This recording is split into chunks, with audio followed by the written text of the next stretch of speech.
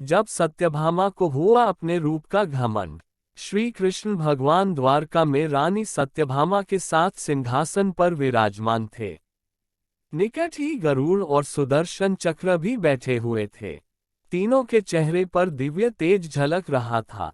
बातों ही बातों में रानी सत्यभामा ने श्री कृष्ण से पूछा कि हे प्रभु, आपने त्रेतायुग में राम के रूप में अवतार लिया था, सीता आपकी पत्नी थी। क्या वे मुझसे भी ज्यादा सुंदर थीं?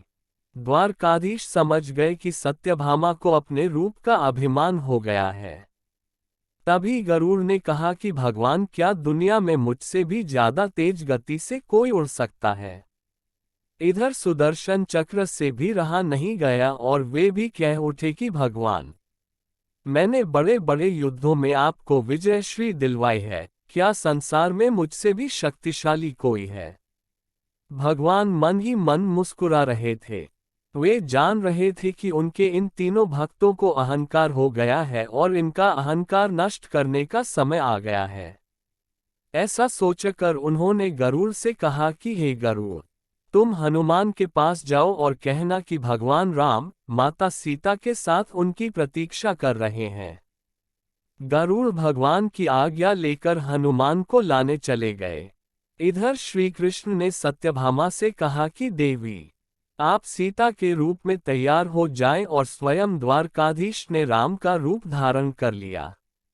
मधुसूदन ने सुदर्शन चक्र को आज्ञा देते हुए कहा कि तुम महल के प्रवेश द्वार पर पहरा दो और ध्यान रहे कि मेरी आज्ञा के बिना महल में कोई प्रवेश न करे।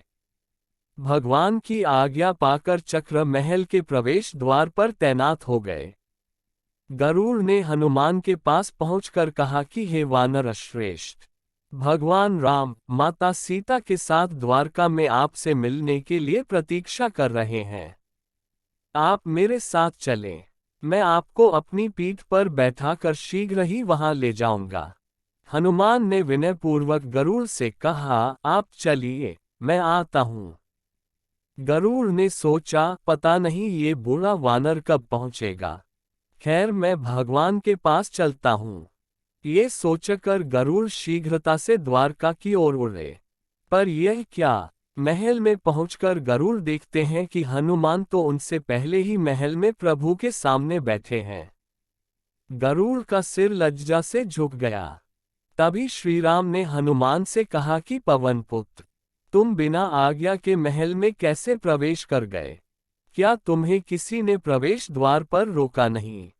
हनुमान ने हाथ जोड़ते हुए सिर झुकाकर अपने मुंह से सुदर्शन चक्र को निकालकर प्रभु के सामने रख दिया। हनुमान ने कहा कि प्रभु, आपसे मिलने से मुझे इस चक्र ने रोका था, इसलिए इसे मुंह में रख मैं आपसे मिलने आ गया। मुझे क्षमा करें। भगवान मन ही मन मुस्कुराने लगे। हनुमान ने हाथ जोड़ते हुए श्री राम से प्रश्न किया, हे प्रभु, आज आपने माता सीता के स्थान पर किस दासी को इतना सम्मान दे दिया कि वह आपके साथ सिंहासन पर विराजमान है? अब रानी सत्यभामा का अहंकार भंग होने की बारी थी। उन्हें सुंदरता का अहंकार था जो पल भर में चूर हो गया था। रानी सत्यभामा, सुदर्शन चक्र व गरुड़ जी तीनों का गर्व चूर चूर हो गया था। वे भगवान की लीला समझ रहे थे। तीनों की आंखों से आंसू बहने लगे और वे भगवान के चरणों में झुक गए। अद्भुत लीला है प्रभु की।